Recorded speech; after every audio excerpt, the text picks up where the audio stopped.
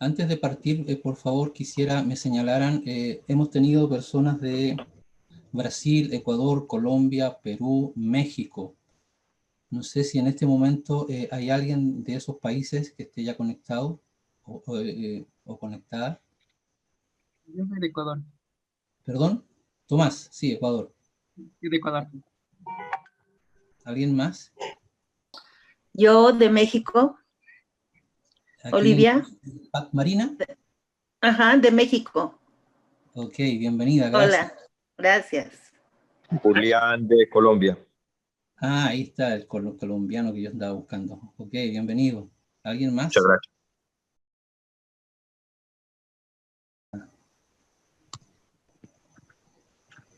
Puerto Rico, no lo sabía.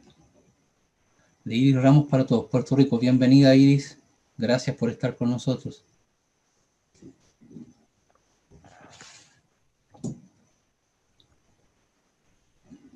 Y ahí llegó ya nuestro expositor. Bien, vamos a partir entonces lo más puntuales posibles. Ahora sí, saludos y bienvenidas a todos y todas a este espacio de comunicación, de reflexión, de repensar cosas y de escuchar cosas también distintas en muchas ocasiones.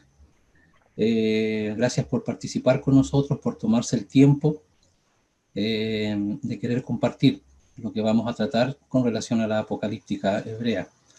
Nuestro expositor ya ustedes lo conocen, el señor Keno Parra, licenciado en Teología, magíster en Biblia y Nuevo Testamento, además de eso escritor, profesor y pastor. Así que sin más preámbulos, vamos a inmediatamente a cederle el espacio y el tiempo para que nos desarrolle lo que hoy seguramente nos va a cautivar también. Keno, muchas gracias por estar con nosotros. Toda la pantalla es para ti.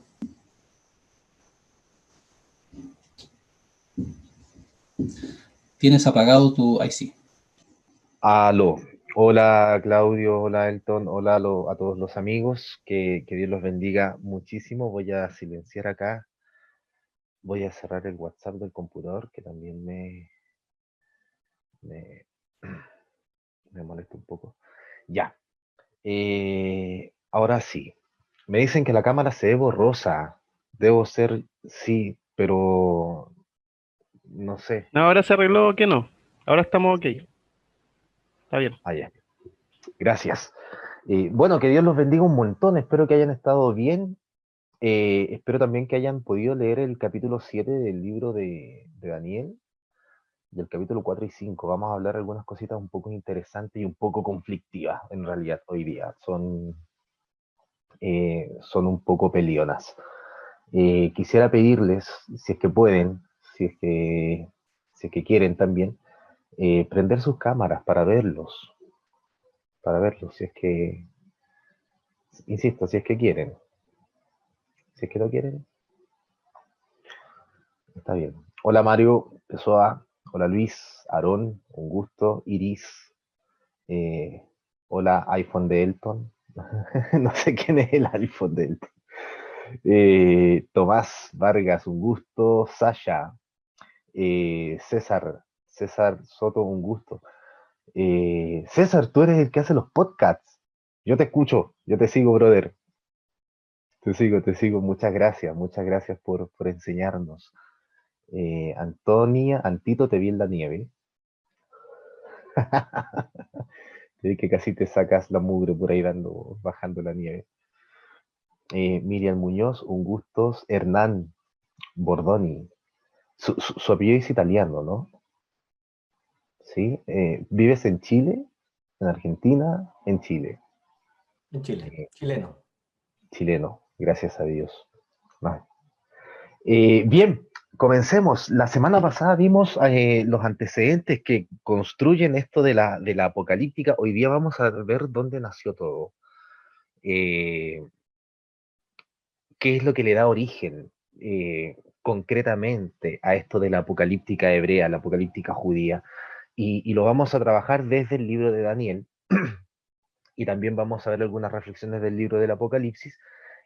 ¿Por qué razón? Porque tienen que poner dos horizontes. El libro de Daniel por un lado, como inicio, y el libro del Apocalipsis de Juan como la otra frontera no es el cierre, pero como la otra frontera, y entre estas dos fronteras se da origen a movimientos bastante interesantes, subversivos, y lo más interesante, campesinos todos. Como yo les he dicho en las reuniones anteriores, hay autores, hay exégetas que hablan de que la literatura apocalíptica nace como una rama desde el profetismo, desde la sabiduría, pero yo me quedo más con la postura de que nace, la apocalíptica nace por los movimientos populares que se resistieron a los imperios, que son la base de donde nace esta literatura y estos movimientos apocalípticos. ¿Leyeron el libro de Daniel, capítulo 7? ¿Sí? Bien, quiero pedirles por favor, si es que pueden abrir sus Biblias. Yo les voy a leer el capítulo 7. El primer ejercicio que vamos a hacer es leer el capítulo 7 y quiero que vayan, si ustedes pueden, vayan leyéndolo conmigo. Quiero pedirles que vayan leyéndolo conmigo, por favor. Es un poquitito largo, pero tenemos que leerlos todos para poder hacerle el ejercicio que quiero hacer en este momento. Y vayan ustedes anotando, no me las digan inmediatamente, pero si pueden ir anotando las diferencias que van a encontrar entre las lecturas que hay en sus Biblias con la lectura que yo les voy a hacer. Van a encontrar algunas diferencias, van a ver de repente y dicen, oh, el que no se saltó eso. Así que por favor quiero pedirles que estén conmigo en el capítulo 7. Mira, el capítulo 7 comienza así. El año primero de Baltasar, rey de Babilonia, Daniel tuvo un sueño y unas visiones mientras dormía. Inmediatamente puso el sueño por escrito. En mi visión nocturna vi cómo los cuatro vientos del cielo agitaban el océano y cómo cuatro bestias gigantescas, todas diferentes entre sí, salían del mar. La primera parecía un león con alas de águila. Mientras yo la miraba, le arrancaban las alas. La levantaron del suelo, se incorporó sobre sus patas como un hombre y le dieron una mente humana. A continuación apareció una segunda bestia, semejante a un oso, erguida sobre un costado y con tres costillas en las fauces, entre los dientes, y le decían, levántate y devora carne en abundancia. Luego, mientras seguía mirando, vi otra bestia, parecida a un leopardo con cuatro alas de ave en su dorso y cuatro cabezas, a la que le dieron el poder. Después, en mis visiones nocturnas, vi una cuarta bestia terrible, espantosa y muy fuerte. Insisto, para mí, Colo Colo. Tenían enormes dientes de hierro. Comía, trituraba y pisoteaba las sobras con sus patas. Era diferente de las bestias anteriores y tenía 10 cuernos. Mientras yo seguía mirando, prepararon unos tronos y un anciano se sentó. Sus vestidos eran blancos como la nieve. Estoy en el versículo 9. Sus cabellos como la lana pura, su trono llamas de fuego, las ruedas fuego ardiente. Fluía un río de fuego que manaba delante de él. Miles y miles le servían, millones lo acompañaban. El tribunal se sentó y se abrieron los libros. Y vi que mataron a la bestia, destrozaron su cuerpo y lo arrojaron al fuego abrasador. A las otras bestias les quitaron el poder, pero la dejaron vivas hasta un momento determinado. Yo seguía mirando y en la visión nocturna, y vi venir sobre las nubes del cielo a alguien parecido a un ser humano que se dirigió hacia el anciano y fue presentado ante él. Le dieron poder, honor y reino, y todos los pueblos, naciones y lenguas le servían. Su poder es eterno y nunca pasará, y su reino no será destruido. Yo, Daniel, estoy en el verso 15, quedé profundamente preocupado por estas cosas y desconcertado por las visiones de mi fantasía. Me acerqué a uno de los presentes y le pedí que me explicara el sentido de todo aquello. Él me respondió explicándome la interpretación de las visiones. Las cuatro bestias gigantescas corresponden a cuatro reyes que aparecerán en el mundo, pero los santos del Altísimo recibirán el reino y lo poseerán por los siglos de los siglos. Después quise saber el sentido de la cuarta bestia, diferente de las otras, extraordinariamente terrible, con dientes de hierro y uñas de bronce, que comía, trituraba y pisoteaba las sobras con sus patas, y el sentido de los 10 cuernos de su cabeza.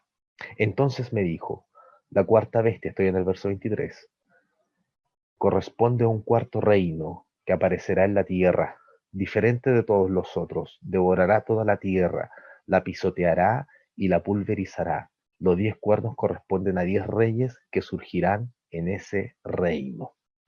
Pero cuando el tribunal haga justicia, le quitará el poder y será destruido y aniquilado totalmente, y la soberanía, el poder y la grandeza de todos los reinos del mundo serán entregados al pueblo de los santos del Altísimo. Su reino es un reino eterno, y todos los poderes le servirán y obedecerán. Y aquí concluye el relato. Yo, Daniel, quedé muy preocupado, se me cambió el semblante y guardé todo en mi interior. Bien, opiniones. ¿Qué les pareció la lectura? ¿Qué les pareció extraño? Si alguien pudiese compartirnos, por favor, qué es lo que le pareció extraño de la lectura que les hice. ¿Pueden hablar si gustan? Todo. Todo les Todo parece. parece extraño ahí. Las bestias esas. Ah, ya, sí, no, sí, es extraño, es bastante simbólico, pero a alguien le pareció extraño todo lo que yo les leí. ¿Concordaba con todo lo que ustedes iban siguiendo en la lectura? ¿O hubo momentos que dijeron, oye, esto que no se saltó algo? Sí, Faltan particularmente versículo 8 me perdí. En el versículo 8 desapareció, ¿verdad? Sí, y por Ya. ahí en el 20 y tanto también hubo, no sé si el 20 por ahí hubo un extracto que tuvo que saltar a tratar de seguirte. Ya. Bien, lo que les acabo de leer, muchas gracias, gracias por responder. ¿Alguien más? ¿No, nadie más? Más o menos parecido, como que se perdieron por ahí. Lo que les acabo de leer es la primera redacción del capítulo 7 del libro de Daniel. La primera redacción, o sea, la primera escritura. Viene una segunda redacción donde se le añaden posteriormente otros textos. ¿Ok? Lo que les acabo les leí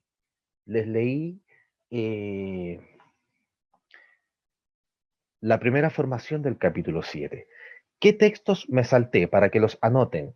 Me salté el versículo 8 completo. El versículo 8 completo lo suprimí. O sea, no lo suprimí yo. No lo escribió el primer redactor del capítulo 7. No les mencioné la primera parte del versículo 11. ¿Ya?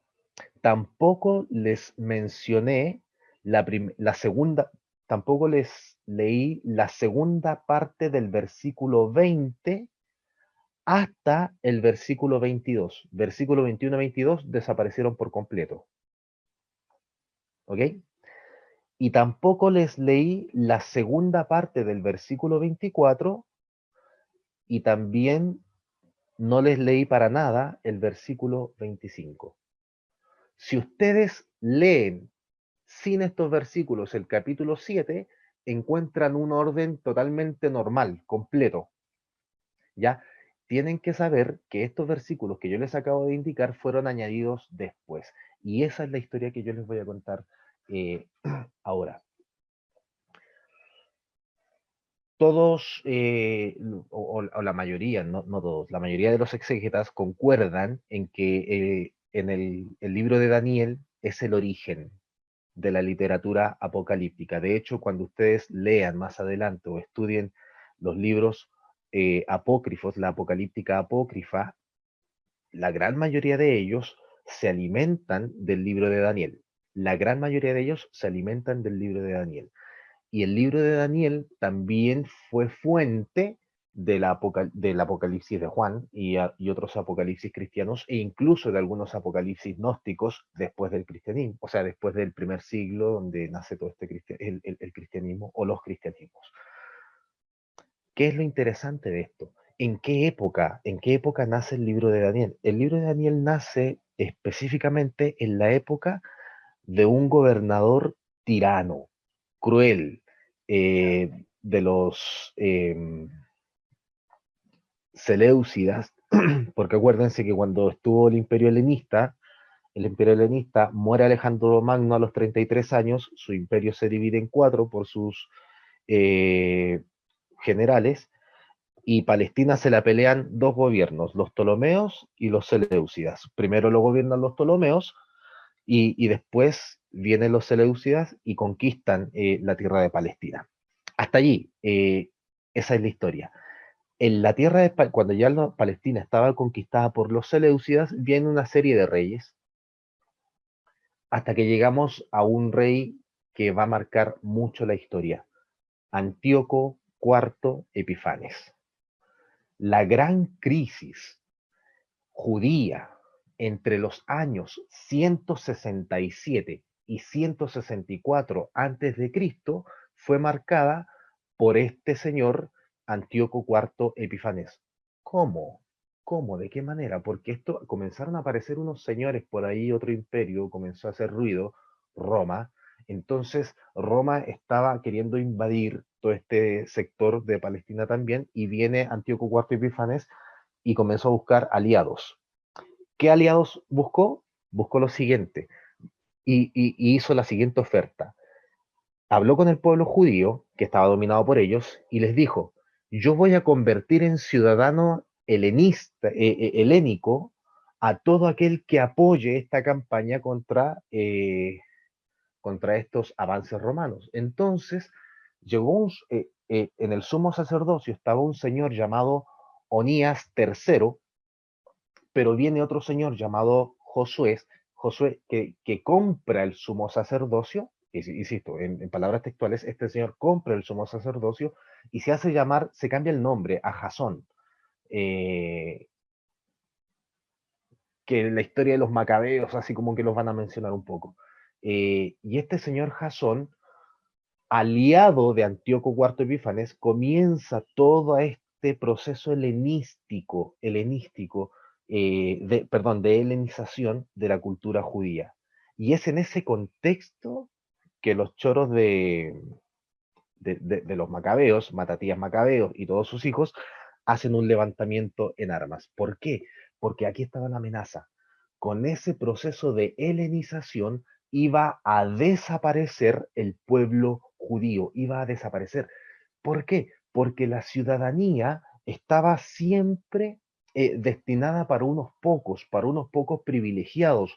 Por tanto, en esa ciudadanía de unos pocos helénica, iban a desaparecer o iban a perder derecho los márgenes, el campesinado, el pueblo pobre, no podrían acceder a esta ciudadanía. Por tanto, estamos en un choque cultural muy fuerte. Culturalmente, la cultura helenista se estaba devorando al pueblo judío. Insisto, pueblo judío que surge por este que es conocido ya en las ciencias bíblicas, por este pacto anfictiónico, este pacto de la unión de las 12 tribus, donde todos, por más pobres que tú seas, en la cultura judía, en el pueblo judío, tú tenías derecho a tierra. Insisto, esto es lo ideal que se maneja en el pueblo judío. Tenías derecho a tierra, tenías derecho a libertad, tenías derecho a recuperar tu libertad. En cambio, en estas culturas imperiales que ofrecían ciudadanía, los demás pasaban a ser simplemente objeto para el desarrollo de la ciudad, de la polis. Entonces, iban a pasar de lo étnico, un pueblo donde todos eran sujetos, iban a pasarse a la polis, donde solamente algunos iban a ser sujetos de ciudadanía y los otros demás iban a ser objeto de explotación. Entonces, en esa lucha de cultura es que los macabeos se levantan y dicen: ah, no, pues, no, aquí comienza la guerra armada. Pero insisto, los macabeos fueron solamente el movimiento de vanguardia, se les sumaron otros movimientos. De hecho, los historiadores de la historia de Israel hacen esta mención de que quizás el movimiento campesino más grande en medio de una amenaza cultural, espiritual, ideológica más grande que vivió este pueblo de Israel fue entre los años 167 y 164 antes de Cristo. ¿Ok? ¿Hasta ahí estamos siendo claros? Si me hacen así con el pulgar arriba, el amén virtual. Y entonces los macabeos como vanguardia Vinieron los Hasidim, ¿quiénes eran los Hasidim? Los piadosos observantes de la ley, que también se sumaron en parte a este movimiento, luego tomaron distancia, pero, y además, ¿y por qué los macabeos encontraron tanta acogida? En los movimientos marginales, en los movimientos campesinos. Y ahí comenzaron a tener esa lucha armada contra Antíoco IV Epifanes.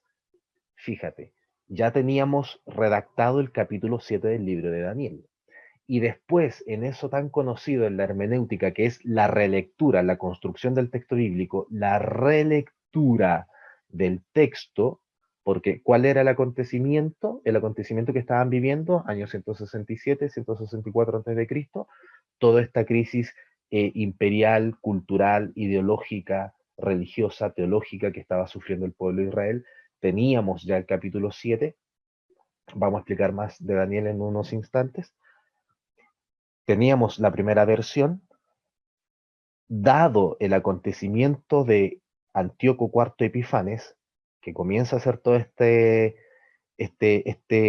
movimiento opresor sobre el pueblo, surge una relectura del capítulo 7 y se le añaden estos versículos que yo omití en la lectura inicial, que se los voy a leer ahora. Todos estos versículos que yo les voy a leer ahora, los exégetas afirman que se refieren ¿a quién? A Antíoco IV Epifanes. ¿Ok? Versículo 8. Estaba yo observando los cuernos cuando entre ellos depuntó otro cuerno pequeño y tuvieron que arrancarle 3 de los cuernos anteriores para hacer sitio. Este cuerno tenía ojos humanos y una boca que decía barbaridades. Versículo 11, primera parte. Seguía mirando fascinado por las barbaridades que decía aquel cuerno. Versículo 20, segunda parte, hasta el 22. Y el otro cuerno que depuntó eliminando otros 3 y que tenía ojos y una boca que decía grandes barbaridades y que parecía más grande que los otros, yo veía cómo este cuerno declaraba la guerra a los santos y los vencía, hasta que vino el anciano para hacer justicia a los santos del Altísimo y llegó el momento en el que los santos recibieron el reino. Versículo 24, segunda parte, y 25. Después de ello vendrá otro, distinto de los precedentes, que derrocará a 3 reyes, blasfemará contra el Altísimo y perseguirá a los santos del Altísimo. Tratará de cambiar las fiestas y la ley cultural, ¿verdad? Esa imposición cultural. Y los santos le quedarán sometidos durante 3 años y medio. Fíjense en esos 3 años y medio, por favor no los tomen como una cuestión cronológica. Yo la semana pasada les explicaba que en el lenguaje apocalíptico se hablaba mucho de las temporizaciones, las semanas. O sea, de hecho, en el capítulo 9, el libro de Daniel tiene 5 apocalipsis. Capítulo 2, capítulo 7, capítulo 8, capítulo 9 y capítulo 10 al 12. ¿Verdad? Anoten eso. Esos son los 5 apocalipsis que aparecen en el libro de Daniel. Capítulo 2, capítulo 7, capítulo 8, capítulo 9, capítulo 10 al 12. En el capítulo 9 no se habla tanto de bestias y cosas así como en otros capítulos, pero sí se habla de esto de las semanas. Y yo les explicaba que el apocalíptico escribe como relatando cosas del principio, pero ellos siempre, el que redacta siempre como que está en la última semana. Por eso el libro de Daniel dice, y nosotros ya estamos en la semana número 70, ¿se acuerdan? De las 70 semanas de Daniel, porque él está relatando que está como llegando al final de la historia. La escatología apocalíptica no habla del final de la historia en sí, sino que la escatología apocalíptica habla del final de la historia crítica, de la crisis que está viviendo el pueblo. Tenemos que hacer esa diferencia. No es un final de la historia humana en general, sino que es el final de la crisis que está viviendo el pueblo oprimido. Eso es escatología, lo final que nos hace daño, el final de todo aquello que nos destruye. Bien, habiéndoles dicho esto, todo esto como introducción, vamos a trabajar un poquitito el libro de Daniel. Como les mencioné, tenemos nosotros 5 apocalipsis en el libro de Daniel, donde siempre existe esa dualidad entre, o esa confrontación imperio-pueblo, imperio-campesinado. Siempre van a encontrar esa oposición.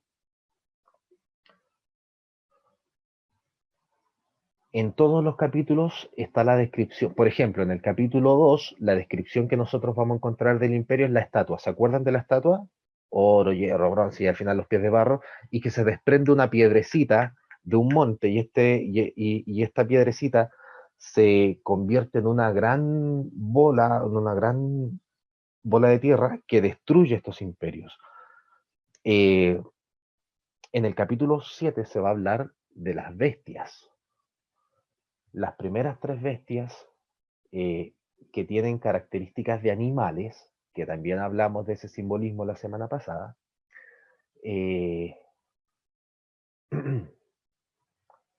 Babilonia, los medos, los persas, y la cuarta bestia, que es indescriptible, y como no le puede poner un nombre de animal, le hace una descripción horrorífica, y estamos hablando ahí de los griegos, el imperio griego. ¿Qué ocurre? Que Daniel hace un juego, el libro de Daniel hace un juego entre lo que es interpretación de la historia, o hace más o menos lo que podría ser una historia teológica, en confrontación con la historia cronológica. Nosotros vamos a notar un montón de falencias en las historias, en cómo la cuenta el libro de Daniel.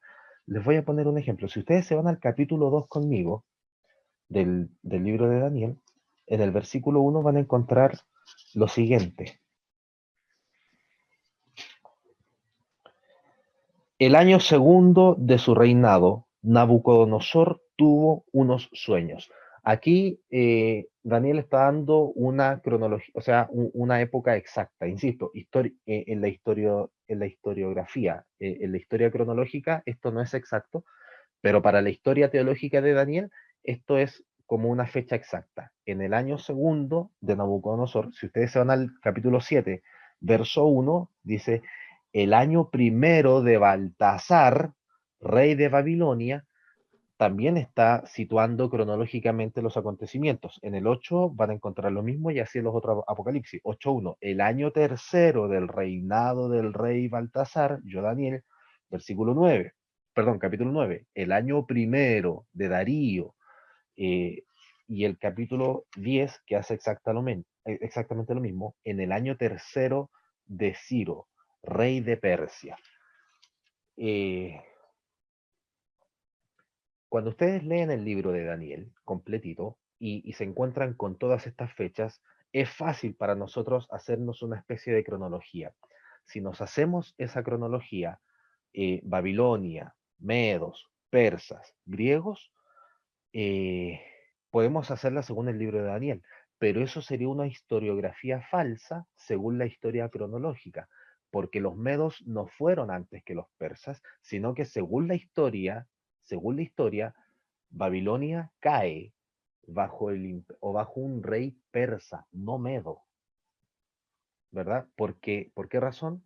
Porque los persas habían conquistado el imperio de los medos antes de que conquistaran Babilonia. Entonces, aquí nosotros podemos ver la inexactitud de la historia como la va contando Daniel. Si no está de acuerdo a la historia real. Y hay otro dato interesante, y aquí yo les quiero pedir que por favor se vayan conmigo, y esto sí tenemos que leerlos todos, al capítulo 5, verso 18. Capítulo 5, verso 18. Por favor. Aquí tenemos otro dato históricamente incorrecto, pero que encontramos como historia correcta en el libro de Daniel, capítulo 5, verso 18. Dice así el texto: Majestad, el Dios Altísimo dio a tu padre Nabucodonosor soberanía, poder, fama y honor. Aquí le están hablando a Baltasar, lo cual es incorrecto históricamente, porque Baltasar no fue hijo de Nabucodonosor, sino que Baltasar fue hijo de un usurpador que vino como 3 reyes después de Nabucodonosor. ¿Me explico? ¿Me explico? Entonces, históricamente, Baltasar no fue, literalmente no fue un hijo de Nabucodonosor, pero aquí el texto lo relata como si fuese hijo de Nabucodonosor. Les voy a explicar la razón cuando terminemos de leer estos versículos. Va a ser hasta el 24 aproximadamente. Dice, el Dios Altísimo dio a tu padre Nabucodonosor soberanía, poder, fama y honor, y en virtud de este poder todos los pueblos, naciones y lenguas lo temían y temblaban ante él. Mataba o dejaba vivir a voluntad, ensalzaba y humillaba a su antojo, pero como se volvió soberbio y arrogante, fue destronado y despojado de su gloria. Fue apartado de los hombres y adquirió naturaleza animal. Convivió con los asnos salvajes y comió hierba como los toros, con el cuerpo empapado por el rocío del cielo, hasta que reconoció que el Dios Altísimo es el dueño de los reinos humanos y entroniza a quien quiere. Fíjate, pero tú, Baltasar, su hijo, aún sabiendo todo esto, no te has humillado, sino que te has rebelado contra el Señor del cielo y has mandado traer aquí los vasos de su templo para beber en ellos junto con tus dignatarios, tus mujeres y tus concubinas. Habéis alabado a dioses de plata y oro, de bronce y hierro, de madera y piedra, que ni ven, ni oyen, ni entienden. Pero no has honrado al Dios que tiene en sus manos tu vida y todos tus caminos. Bien. Podríamos seguir leyendo, que de verdad es muy bonito el libro de Daniel, pero fíjense en esto. Históricamente le dije que es incorrecto. Baltasar no es hijo de Nabucodonosor, pero aquí Daniel lo presenta a Baltasar como que es hijo de Nabucodonosor. ¿Por qué? Porque, y aquí tenemos origen a lo que, de dónde nace y por qué nace la apocalíptica. Fíjense bien. Tenemos un rey, un emperador, un imperio que ha masacrado, pero este emperador se convierte a Dios y obviamente los cambios que significaría esa conversión. Entonces, hasta Nabucodonosor había esperanza de que el mal que hace el imperio pueda ser cambiado, el sistema desde adentro, que el sistema opresor cambie. ¿Por qué? Porque Nabucodonosor cambia. En cambio, Baltasar no cambia. Baltasar sigue en su soberbia, sigue en su arrogancia, sigue en su poder de oprimir y quitar la vida. Entonces, es allí esta contraposición, Nabucodonosor que sí se convierte y Baltasar que no se convierte, y como no se convierte, el pueblo ya no puede hacer nada para que dentro del sistema ocurran cambios para dejar de oprimir. Aquí nace la apocalíptica. En un emperador que sí pudo cambiar versus otro emperador que va a ser el reflejo de todo el resto de los otros emperadores que no va a cambiar, que va a seguir amarrado al poder para seguir oprimiendo. Y como no va a cambiar este rey, surgen los movimientos apocalípticos y toda la literatura que va a nacer después de esto. ¿Está clarito hasta ahí? Por eso el libro de Daniel es tan importante ejercitarlo, leerlo en nuestras comunidades, porque es un libro que despierta la resistencia. Ahora, como estas redacciones finales de estos capítulos del libro de Daniel surgen en esta época de Antíoco IV Epifanes, estas redacciones finales, obviamente quienes se alimentaron de él tomaron caminos, por ejemplo, los macabeos, las armas, o el pueblo campesino, el de las armas. Y aquí surge la pregunta, y yo quiero pedirle que ustedes compartan conmigo un ratito. ¿Los movimientos apocalípticos justifican, creen ustedes, de alguna manera, el movimiento armado contra el imperio? ¿Qué opinan?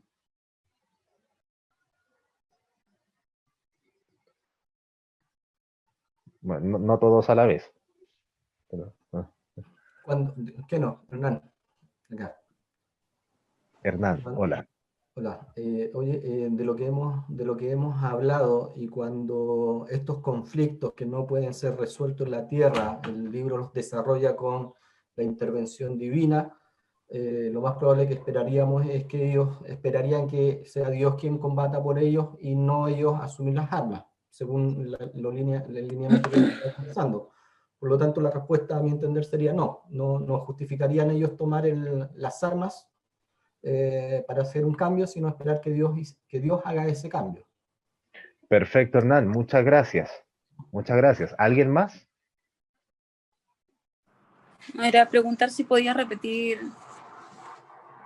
si es que estabas preguntando la interpretación de la toma de armas o si estabas preguntando nuestra opinión con respecto a eso. Esa parte no la capté. Natalie, la pregunta era, ¿podemos nosotros, así como lo hizo el movimiento quizás macabeo o los campesinos que se levantaron con los macabeos también, en armas contra los seleucidas, contra Antíoco IV Epífanes, podemos nosotros, en una relectura del libro o de la literatura apocalíptica, interpretar de alguna manera nuestro levantamiento en armas, un levantamiento armado contra un imperio, contra un poder opresor? Y a ello les pregunto la opinión de ustedes.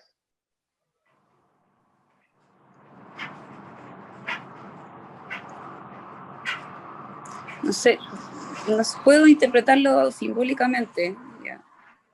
Porque dado a lo que estamos viviendo en este contexto en nuestro país, porque sé que hay personas de otros países, hay bastante conflicto sociopolítico, religioso, con respecto a situaciones injustas que ocurren, sociales, económicas, y desde ese punto de vista, pienso que, o sea, es mi punto de vista, pero como que nuestras armas son otras, como la protesta, como el hablar, como el tener una forma de expresarnos como cristianos, pero con una posición buscando la justicia.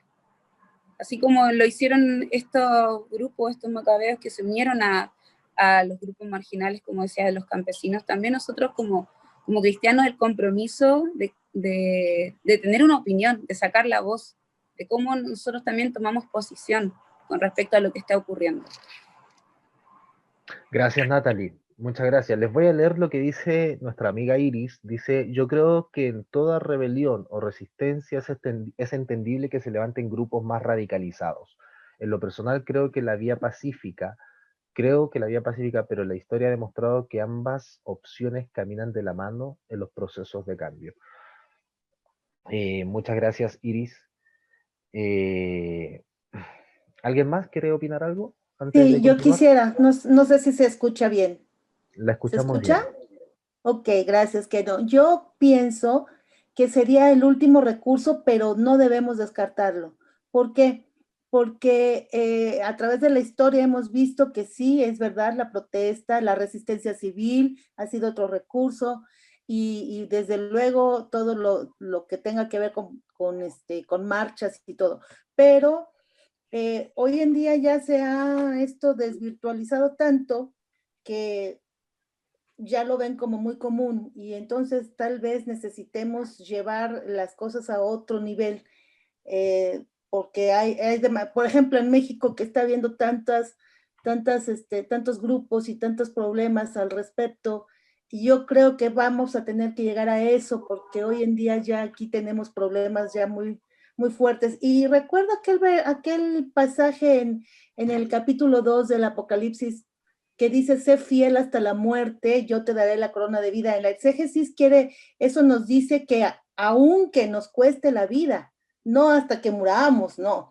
Ser fiel quiere decir, aun cuando te cuesta la vida, tienes que luchar por tus convicciones, porque era lo que estaba pasando con los cristianos de ese momento. Sí, muchas gracias, muchas gracias. Gracias por sus respuestas, de verdad, muchas gracias. Profe. Fíjense, cuando uno lee el libro de Daniel, yo les hablaba de que está esa dicotomía, esa oposición imperio-pueblo. Imperio-pueblo. La expresión, por ejemplo, o esa piedrecita pequeña que derrumba al imperio sin intervención de mano humana en el capítulo 2 de Daniel, es un simbolismo del pueblo de Dios que lucha y vence al imperio. En el capítulo 7, la imagen de hijo de hombre, que traduciría, por ejemplo, de su versión hebrea, literalmente un ser humano más, es otro simbolismo que también se refiere al pueblo fiel de Dios que se resiste y vence al imperio. Al final les voy a mencionar algunas formas de resistencia que nos proponen estos libros. Pero es más que nada que se queden con esa idea. Por ejemplo, ya se los dije, o sea, ¿cómo puedo yo leer el libro de Daniel en un contexto de opresión? Libro totalmente apocalíptico y que da origen a otras literaturas apocalípticas. Capítulo 1, introductorio. Capítulo 2, primer apocalipsis. El capítulo 3 y el capítulo 6, perdón, es una composición literaria que explica la, la oposición al imperio,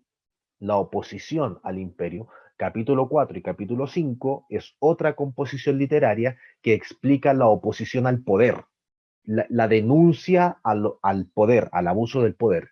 Luego llegamos al capítulo 7, donde comienza ya todo lo que es más género apocalíptico en el libro de Daniel, capítulo 7, el segundo apocalipsis. Este capítulo 7 está dividido en dos partes, las visiones y el juicio.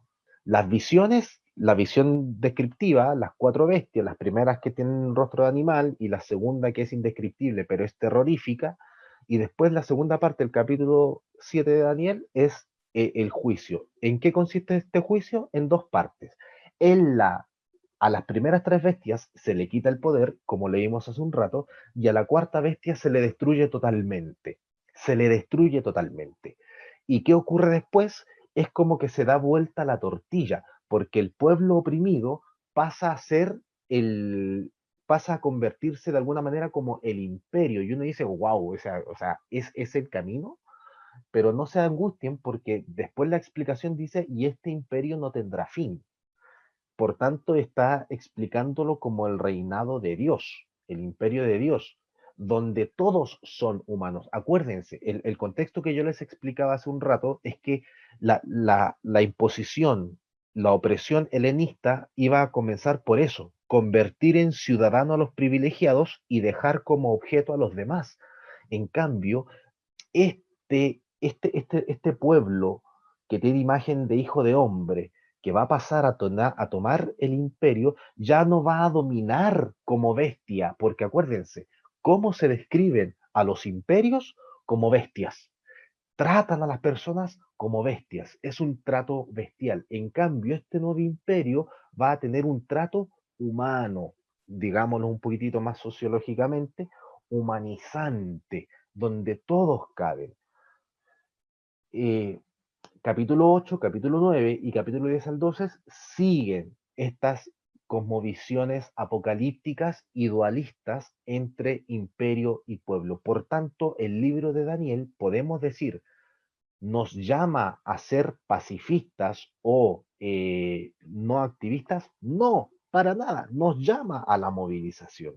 El libro de Daniel, de alguna manera, llama a la movilización como oposición al imperio. ¿De qué manera? Vamos a irnos al libro del Apocalipsis. No vamos a leer el capítulo 4 y capítulo 5 de forma completa. Quiero quedarme con algunos detalles solamente. Ustedes ven, el capítulo 1 es un libro descriptivo, es introductorio, descriptivo de la visión. Capítulo 2 y capítulo 3 es el mensaje a las 7 iglesias. Y en el capítulo 4 y 5, nos encontramos en el culto celestial. ¿Se acuerdan? Está el trono, está el trono y alrededor los 4 seres vivientes, y alrededor de los 4 seres vivientes los 24 ancianos, y una multitud. Y hacían un cántico hermoso, al que está sentado en el trono sea la gloria, el poder, la honra, la alabanza, la riqueza. Y el que está sentado en el trono tiene un libro, que era un rollo, sellado con 7 sellos. Le estoy describiendo muy rápidamente el capítulo 4 de Apocalipsis, que nadie era digno de tomar ni de abrir. Pasamos al capítulo 5. Lloraba yo, dice Juan, en esta visión apocalíptica, y viene el anciano y le dice: no llores, porque hay uno que es digno, al león de la tribu de David, a la raíz al león de Judá, al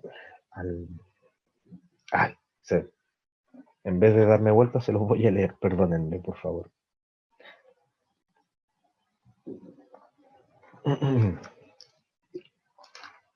Capítulo 5. No llores, pues ha triunfado el león de la tribu de Judá, el retoño de David. Él podrá abrir el libro y sus 7 sellos. Entonces vi de pie en medio del trono y de los 4 vivientes y de los ancianos un cordero que parecía degollado. También tenía cuernos y 7 ojos, que son símbolos de poder, que son los 7 espíritus de Dios enviados a toda la tierra. Entonces se acercó y tomó el libro de la mano derecha del que está sentado en el trono. Cuando lo tomó, los 4 vivientes y los 24 ancianos se postraron delante del cordero. Y cantaban un cántico nuevo diciendo: eres digno de tomar el libro y de abrir sus sellos, porque fuiste degollado y compraste para Dios con tu sangre hombres de toda raza, lengua, pueblo y nación, y has hecho de ellos para nuestro Dios un reino de sacerdotes que reinarán sobre la tierra. Y seguían cantando, ¿no? La explicación dice: digno es el cordero degollado de recibir el poder, la riqueza y la sabiduría, la fuerza. Verso 13, y oí a todas las criaturas del cielo y de la tierra y debajo de la tierra y del mar y todo lo que hay en ellos respondían: aquí hay un cántico nuevo, al que está sentado en el trono y al cordero, alabanza, honor, gloria y poder por los siglos de los siglos. Capítulo 4, el cántico está dedicado al que está sentado en el trono. El capítulo 5, el cántico nuevo, es al que está sentado en el trono y al cordero. ¿Por qué? Porque el libro que representa la historia, que nadie puede descifrar, yo les había contado que en la apocalíptica siempre hay una historia oculta, que solamente lo puede descifrar, se puede descifrar en la esfera divina. Este libro tiene esa historia oculta. ¿Quién puede descifrar esa historia? ¿Quién puede, como diría José Comblin, quién puede darle sentido a la historia? Solamente es aquel que puede abrir sus sellos. Y el que puede abrir sus sellos es aquel que evidencia cómo debiese ser la historia, es aquel que desenmascara la historia falsa, la historia corrompida, la historia opresora, para darle sentido a la historia. Y el que es capaz de romper estos sellos es presentado como alguien poderoso, el vástago de David, el león de la tribu de Judá, imágenes mesiánicas muy fuertes, pero su representación es un cordero degollado. Y ahí nosotros tenemos una clave de resistencia. El que descifra la historia no es el violento, el que descifra la historia es aquel que sirve hasta la muerte, como va a decir Pablo en su canto de Filipenses 2, fiel hasta la muerte y la muerte de cruz. Este cordero degollado, este Mesías sacrificado, es el que le da nuestra clave de lectura para avanzar apocalípticamente o vivir apocalípticamente en esta historia, en oposición y en resistencia a los imperios. Violentamente, de las armas, no. Hay otras formas de resistir a los imperios. y de qué manera nosotros podemos resistir a los imperios según la literatura apocalíptica, tanto aprendida en Daniel como en el Apocalipsis de Juan, o la literatura apocalíptica, son en varias maneras. Número uno, en el campo cultural. ¿Cómo yo, influenciado por la literatura apocalíptica, puedo resistir al imperio? Número uno, en el campo, obviamente, cultural. ¿Qué significa el campo cultural? Por ejemplo, voy a poner un ejemplo de los más básicos. ¿Qué nos enseñan hoy en día culturalmente los imperios? Que para ser parte de este imperio tenemos que tener capacidad de consumo. Tenemos que ser consumistas. El que no consume no pertenece al imperio. Mira las propagandas de la televisión. ¿Cuál es cuando se te ofrece una casa, cuando se te ofrecen unas vacaciones, cuando se te ofrece un auto, cuando se te ofrece un seguro? Se ha manipulado tanto el imperio que utiliza la familia. Cada vez que tú ves una propaganda de algo, o se ve el cuerpo de una mujer semidesnuda, o se ve el cuerpo extendido de una familia. Entonces se ha instrumentalizado a la familia y al cuerpo de la mujer culturalmente. ¿Para qué? Para que tú consumas más. Resistencia sería no caer, no instrumentalizar ni a la familia, ni instrumentalizar el cuerpo de la mujer. ¿Para qué? Para caer en ese juego y en esa sociedad de consumo. Ahí nosotros tendríamos una resistencia cultural. La pregunta es, ¿quién hoy en día podría hacer eso? No sé si me estoy explicando. ¿Sí? Segunda manera de resistencia, en el plano ético, nosotros podemos resistir y debemos resistir con nuestra ética. Y esto, insisto, después voy a hacer otra conclusión, nosotros podemos resistir desde la ética contra la ética imperial. ¿Cuál es la ética imperial? El dinero, la ganancia, el éxito, todos los que no caben, como le decía, tanto en lo cultural como en lo ético. Desde la perspectiva imperialistas, siempre va a quedar gente fuera. Siempre va a haber gente que no puede consumir, o el que consume se esclaviza para consumir, ¿verdad?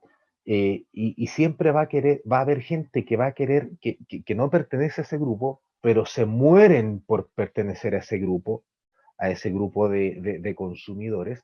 Entonces, nuestra resistencia tiene que ir más por esos planos, tanto cultural como ético, también espiritual. Hay todo un sistema idolátrico por detrás. Por ejemplo, los que somos de Chile, estamos en esa lucha de equidad, no solamente la equidad de género, también la equidad social, el tema de la salud, el tema de los sueldos. Y yo me pregunto, ¿para qué queremos ganar más? ¿Para qué queremos ganar más? ¿Para mejorar de alguna manera nuestra calidad de vida? ¿O queremos ganar más porque queremos consumir más? Porque si yo quiero ganar más para consumir más, sigo siendo tan esclavo y sigo viviendo dentro de esa cultura imperial. Y no soy un agente de resistencia. No sé si me estoy explicando. Entonces, el tema de equidad va por otro lado. Salud, educación, acceso al trabajo, igual equidad en los derechos, el cumplimiento de las leyes al servicio del pueblo, no de unos pocos. Entonces tenemos tanta idolatría. Las idolatrías no son imágenes, los ídolos no son imágenes, los ídolos son estructuras mentales a quienes nosotros les prestamos servicio, a quienes nosotros nos postramos y le rendimos culto. Le rendimos nuestra vida. Esa oposición espiritual. Nosotros tenemos un Dios.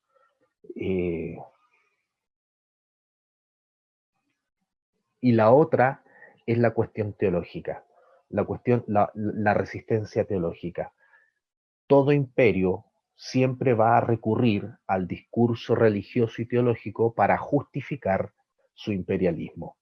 Nosotros tenemos que presentar resistencia teológica. Por eso la reflexión, cuando ustedes leen el capítulo 9 del libro de Daniel, por ejemplo, siempre está en dos partes. El juicio y destrucción de las bestias, y en el capítulo 9 no se le entrega el reino al pueblo pobre, sino que el capítulo 9 habla de la resurrección de los justos o de los maestros de justicia.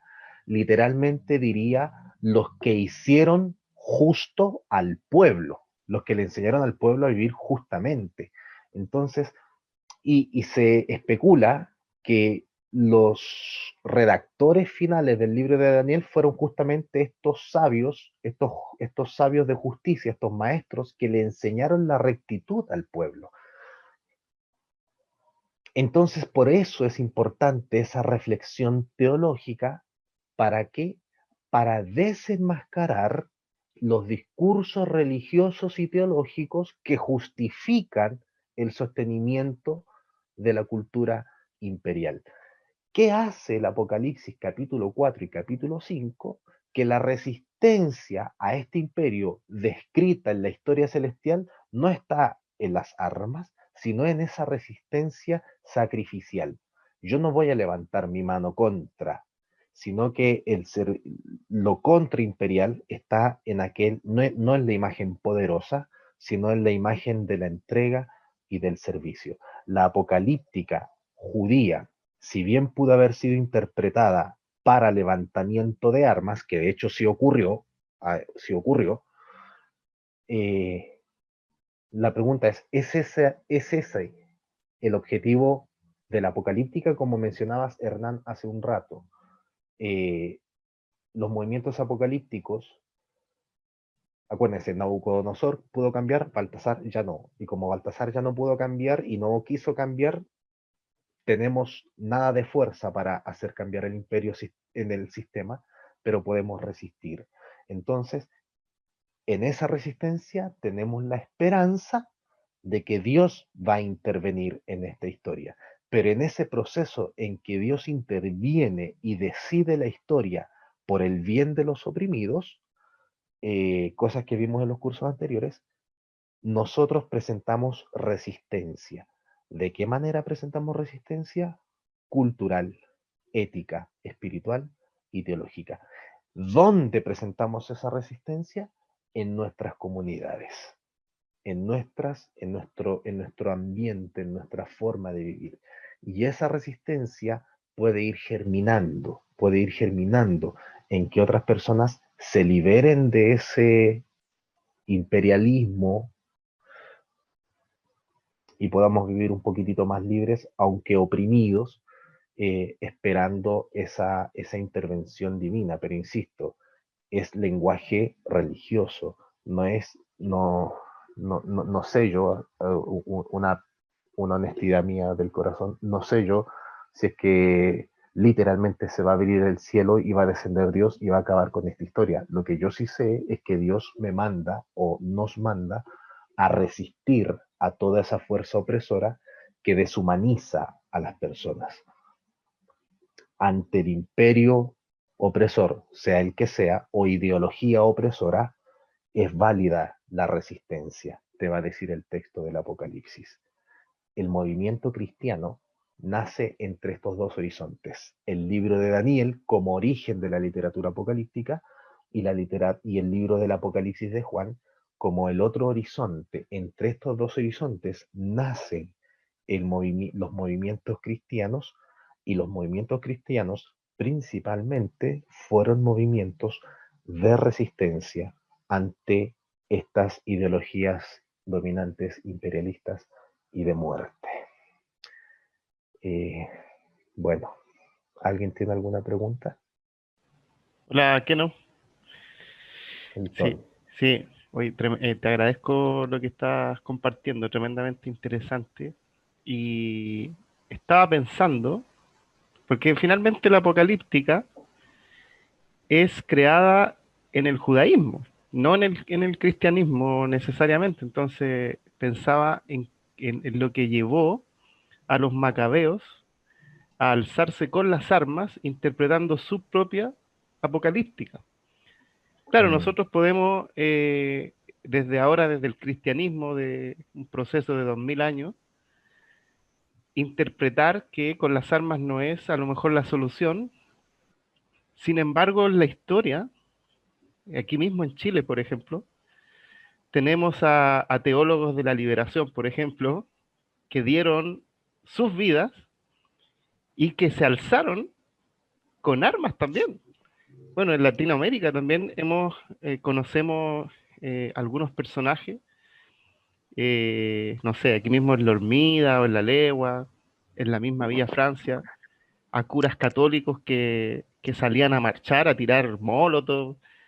Es complejo, yo creo que es súper complejo. Yo no me atrevería a juzgarlos a ellos si realmente están mal o están bien interpretando hasta qué momento dan sus vidas. Pero me parece interesante porque finalmente la lectura de la apocalíptica siempre va a ser una relectura hoy y una interpretación desde nuestro mismo sistema económico, político.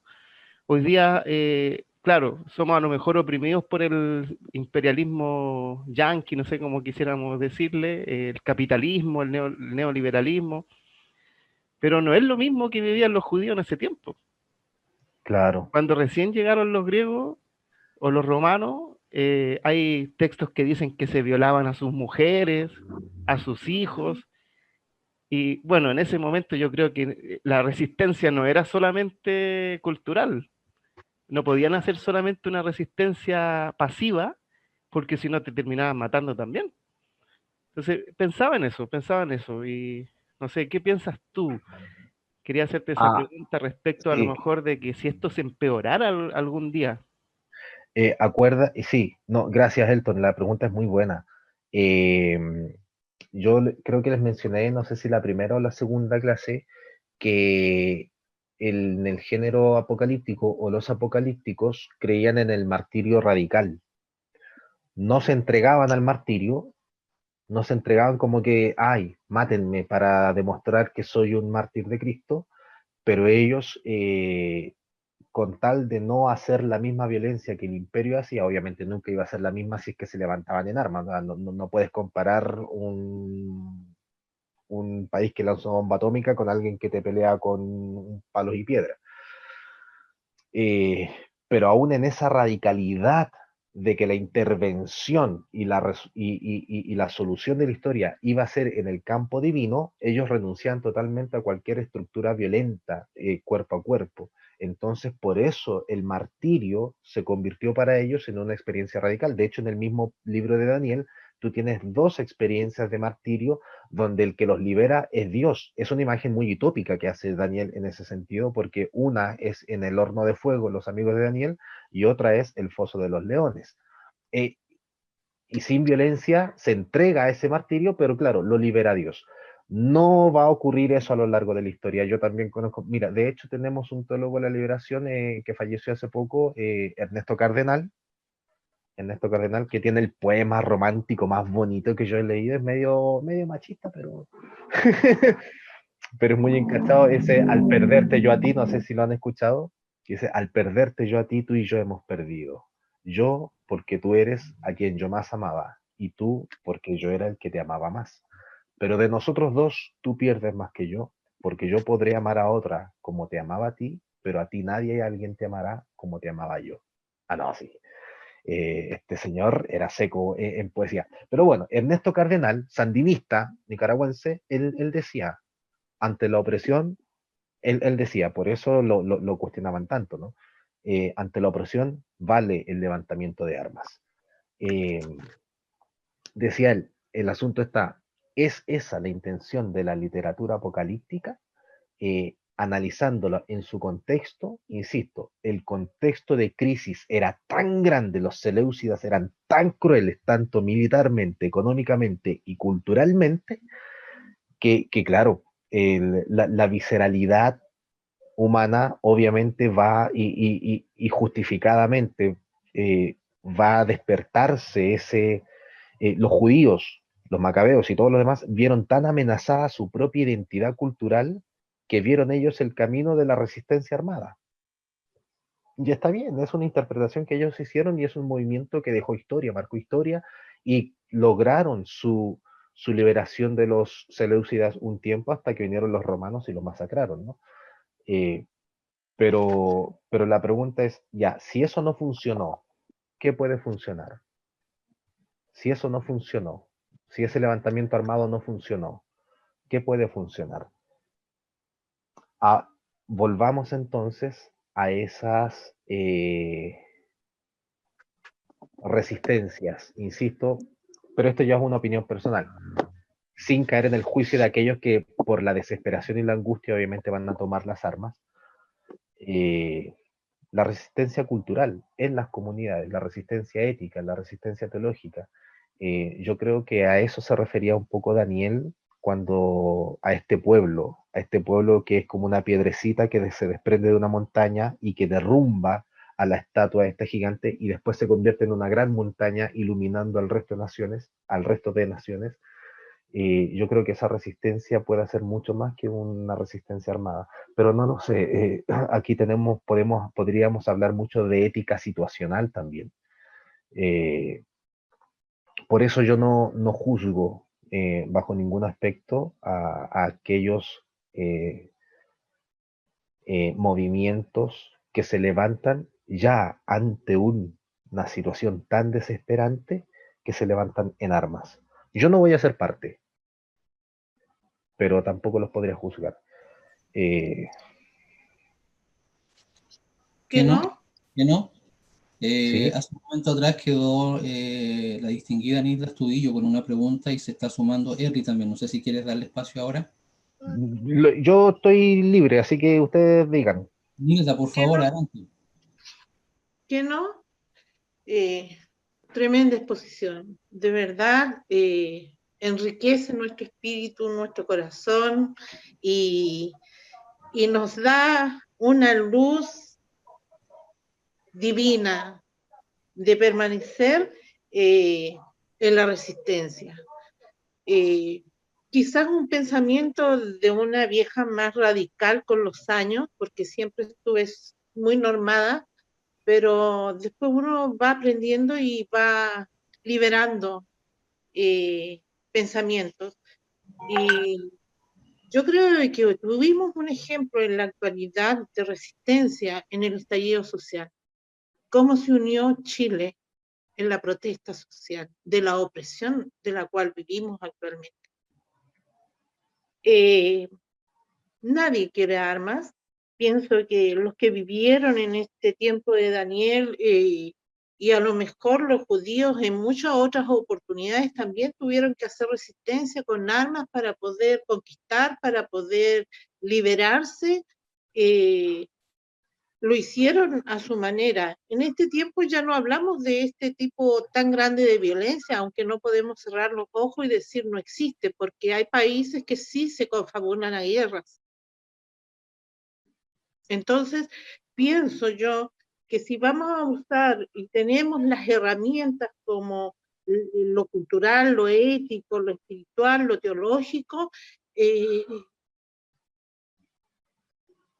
gracias por enseñarnos esto, porque nos da pauta de que nos podemos unir en un mismo sentir. Quizás las cosas mejoren. Yo creo que no lo voy a ver, pero espero y tengo la esperanza que mis nietos sí tengan una mejor opción de vida. Entonces, era más o menos lo que te quería plantear y delante también hablar sobre esto de las guerras, porque no tenemos todo el control y por muy pacifistas que queramos ser constructores de la paz, es difícil mantenerse en una sola línea. Entonces, te quería agradecer como profesor. Es una materia muy, muy rica, una exposición tremenda, y gracias por compartir. Eso. De nada. Yo quería para un poco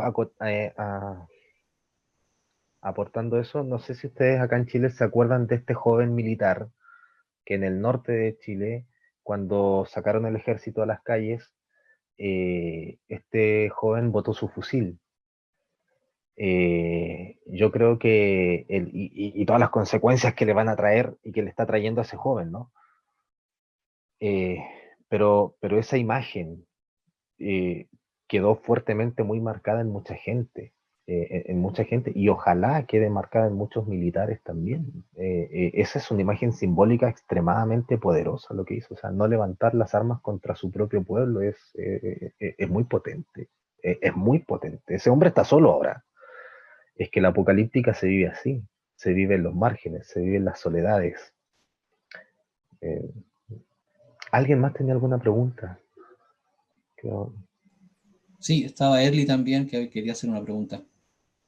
Profesor, no sé, primero las damas, después los caballeros. ¿Sí?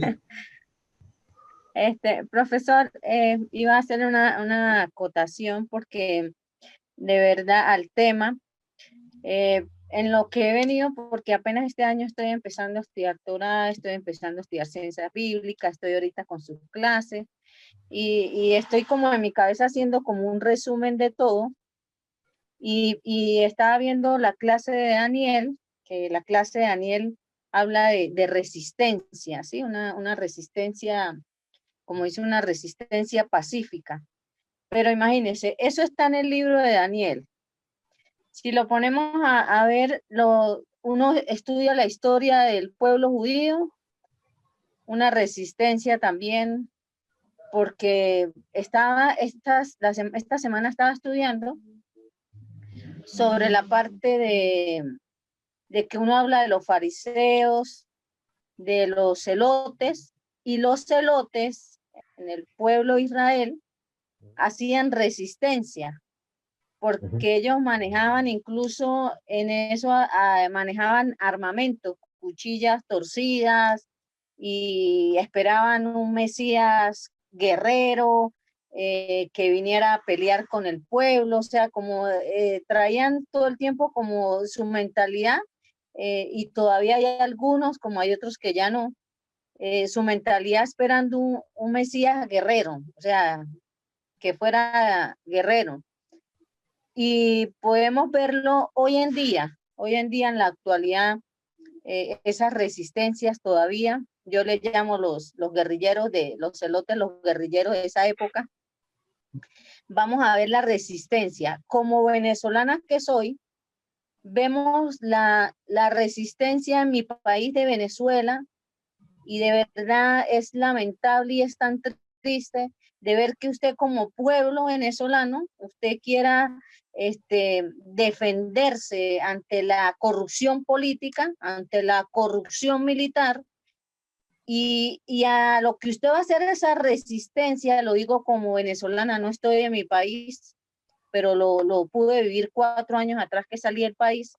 Usted como venezolana, si usted le hace resistencia al gobierno espiritualmente, automáticamente le están cerrando la iglesia. Si le hacen resistencia a nivel político, mi mamá era dirigente política contra el gobierno de Chávez, era opositora, ya ella falleció, y ella hacía resistencia contra ellos.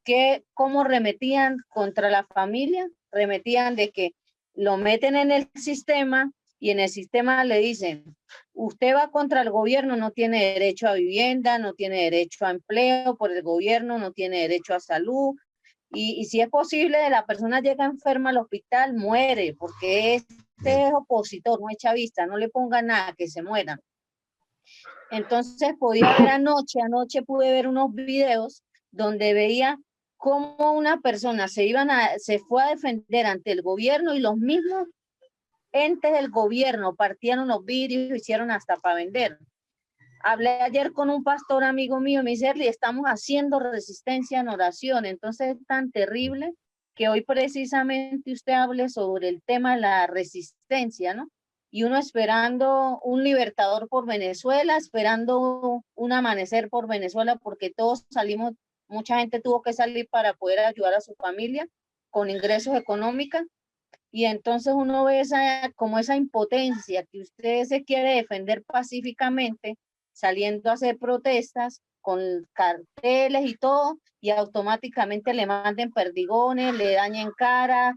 Si le contara de los presos políticos antes de venirme, usted llora. Presos políticos violados dentro de la cárcel, que eso no lo sacan a las noticias. Entonces, fíjese que como uno leyendo la palabra en los diferentes contextos, en los diferentes libros, vemos una resistencia que se vive diario. O sea, eso pasó ayer, está pasando hoy. Entonces, es como para uno poder analizar.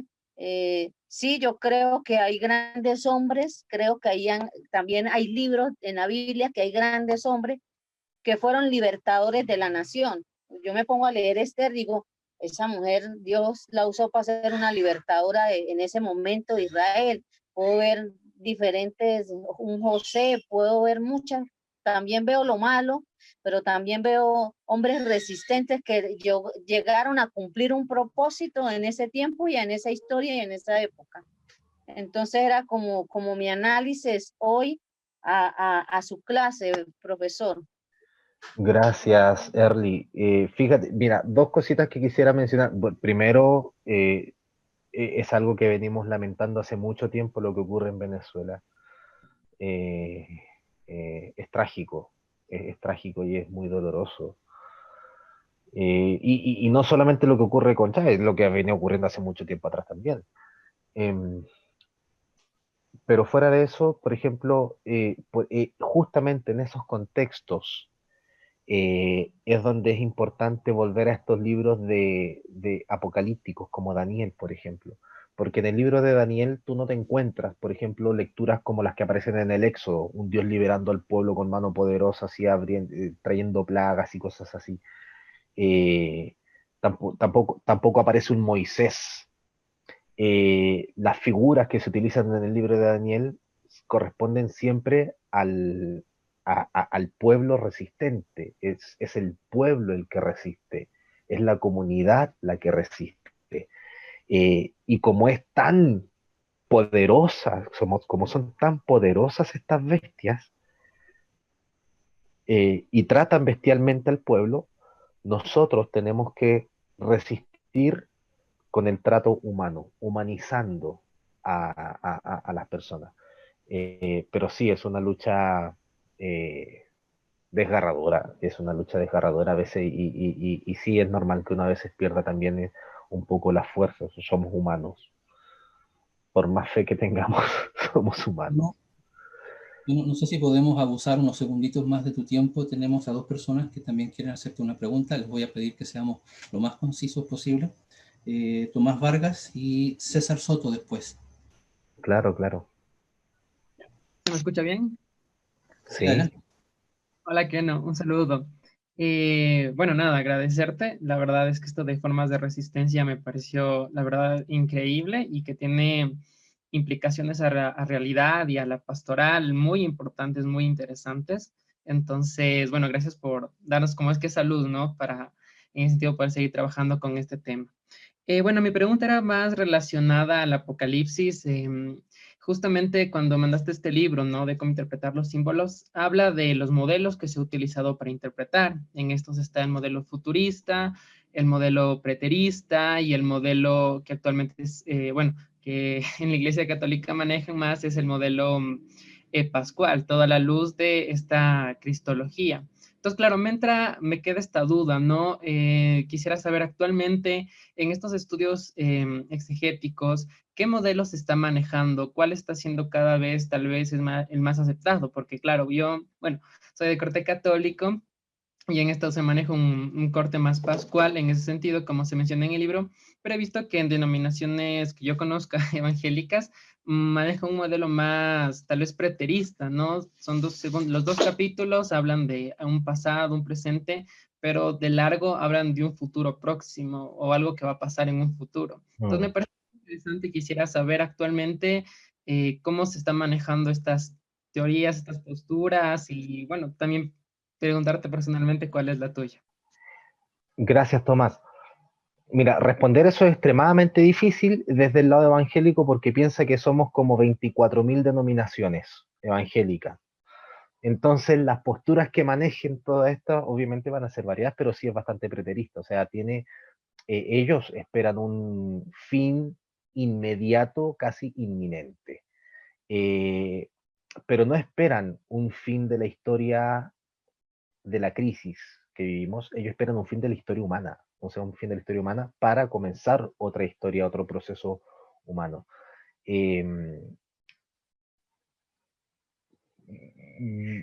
Yo no estoy con las lecturas fundamentalistas sobre el libro de la literatura apocalíptica, porque la literatura apocalíptica no es literatura fundamentalista, por tanto sería un error, y es un error leerlo desde la perspectiva fundamentalista. Yo lo estoy leyendo como yo creo que son los libros del apocalíptico, son libros muy políticos. Yo creo que la literatura apocalíptica es literatura política.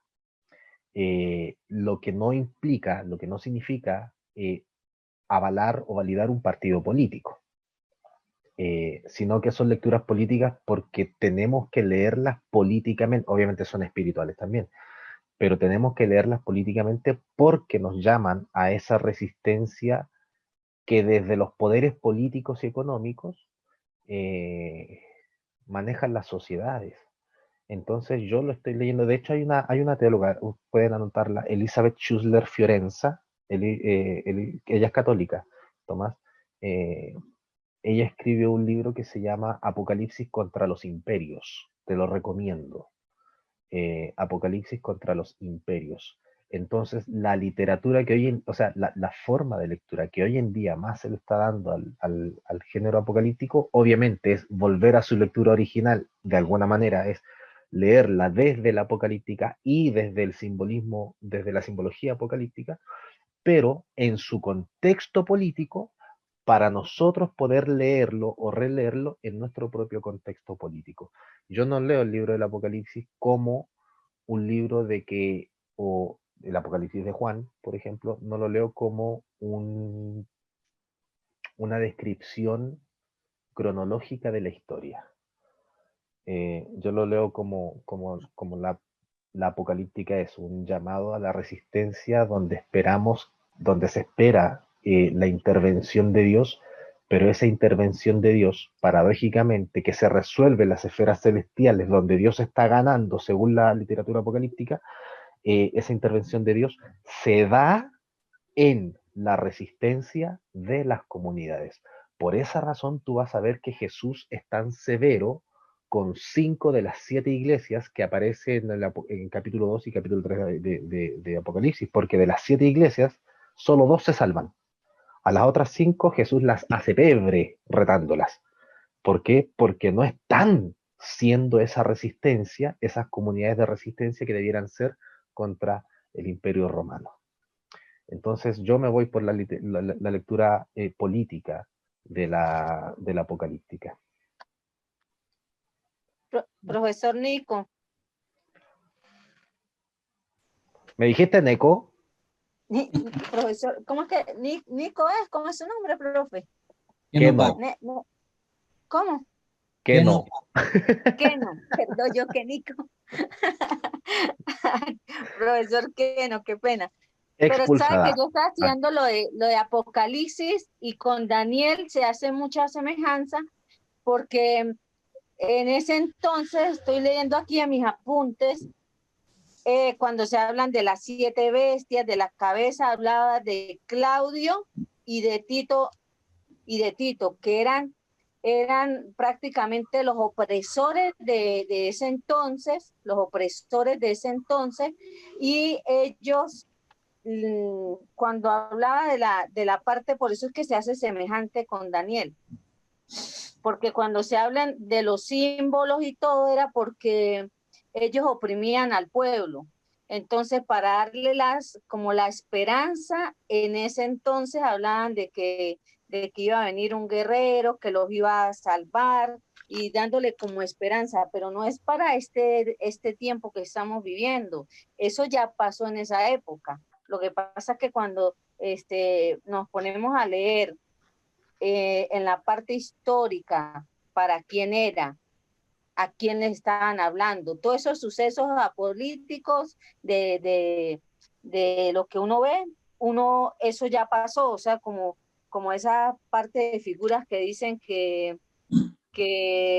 venía, que las 7 los símbolos, se hablan de los símbolos, es histórico, todos esos acontecimientos ya pasaron, todos esos relatos ya pasaron. Lo que pasa es que cuando nos vamos a la historia y a leer quién escribió el libro, por qué, para quién, entonces lo vamos a entender. Y la gente está todavía esperando que todos esos sucesos que va a venir, que va a haber un meteoro, que vamos a ver toda la tribulación, y todo eso ya, en ese libro ya todo eso pasó. Entonces, cuando no leemos la historia, entonces la gente, como el cristiano, piensa que todo eso va a venir, que ya estamos para el fin del mundo, que todos esos acontecimientos, que vienen los 7 sellos, que viene todo eso, pero eso ya pasó. Sí. Pero eso era como para sentarnos a leer con más tiempo sobre esa. Esa es la clase que yo estuve estudiando con el More Harold, de ciencias bíblicas, y nos explicó parte por parte esa parte, y ahorita la comparo con el libro de Daniel, lo que usted me acaba de decir. Bueno, ya pasó y sigue pasando, ¿no? Por eso son importantes las relecturas, porque y pasan a veces de forma distinta, a veces pasan con mayor intensidad, con menor intensidad. Por eso es importante releer nuevamente los libros bíblicos, sobre todo esta literatura apocalíptica, porque siempre nos da luz de cómo responder ante estos desafíos que vivimos. Muy bien. Vamos a cerrar entonces. Queremos partir por los necesarios y merecidísimos agradecimientos para nuestro expositor Keno Parra. Gracias por tu disposición, Keno. Gracias por aceptar la invitación de CRT Magdala, por tomarte el tiempo, por preparar las clases, y además por algo que todos agradecemos, por la claridad en la exposición. Muchísimas gracias por todo aquello. Yo les voy a pedir antes del cierre definitivo que por favor abran sus micrófonos todos, abran sus cámaras, y así para que Keno reciba desde Argentina, Ecuador, Brasil, México, Perú, Chile y Venezuela, reciba este aplauso de reconocimiento y agradecimiento por su labor. ¿Les parece?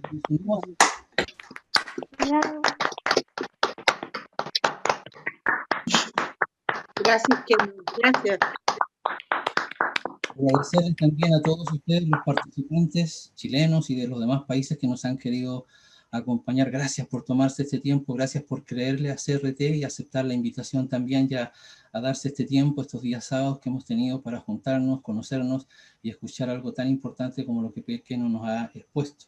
Agradecer también a CRT, a Magdala, por organizar esto, por darnos este tiempo y este espacio, por creerse el cuento, como decimos en Chile, y atreverse a formar estos espacios que necesariamente, ya sea por una cuestión de nuestro país, tenemos que hacerlo fuera de la iglesia, en algunas ocasiones como estas también. Y por supuesto, agradecerles a todos aquellos que estuvieron detrás de botoneando cosas y produciendo, gracias a la gente de CRT que se encargó de los controles, porque hicieron una linda labor también. Es el deseo de CRT Magdala que el hacer y el decir del Jesús histórico y de otros tantos personajes que en el devenir histórico nos han dejado su impronta, su ejemplo del seguimiento de este proyecto, es el deseo de CRT Magdala que esos ejemplos sigan confrontando, interpelando e iluminando nuestras realidades, especialmente la realidad latinoamericana. Ojalá así sea. Un abrazo continental a todos y será hasta alguna vez. El Señor les bendiga.